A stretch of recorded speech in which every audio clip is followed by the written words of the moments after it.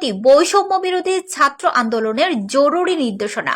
1. কেউ কোনো ধরনের ট্যাক্স বা খাজনা প্রদান করবেন না। 2. বিদ্যুৎ বিল, গ্যাস বিল, পানির বিল সহ কোনো ধরনের বিল পরিশোধ করবেন না। 3. সকল ধরনের সরকারি বেসরকারি প্রতিষ্ঠান, অফিস, আদালত ও কলকারখানা বন্ধ থাকবে। আপনারা কেউ অফিসে যাবেন না, মাস শেষে বেতন তুলবেন। 4. শিক্ষা প্রতিষ্ঠান সমূহের কার্যক্রম বন্ধ থাকবে। 5. প্রবাসীরা ব্যাংকিং চ্যানেলে কোনো ধরনের রেমিটেন্স দেশে পাঠাবেন না। 6. সকল ধরনের সরকারি সভা, সেমিনার আয়োজন বর্জন করবেন। 7. বন্দরের কর্মীরা কাজে যোগ দিবেন না, কোনো ধরনের পণ্য খালাস করবেন না। 8. দেশের কোনো কলকারখানা চলবে না, গার্মেন্টস কর্মী ভাই বোনরা কাজে যাবেন না।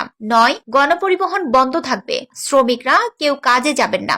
10. জরুরি ব্যক্তিগত লেনদেনের জন্য প্রতি সপ্তাহের রবিবারের ব্যাংকগুলো খোলা থাকবে। 11. পুলিশ সদস্যরা রুটিন ডিউটি ব্যতীত কোনো ধরনের প্রোটোকল ডিউটি, রাইট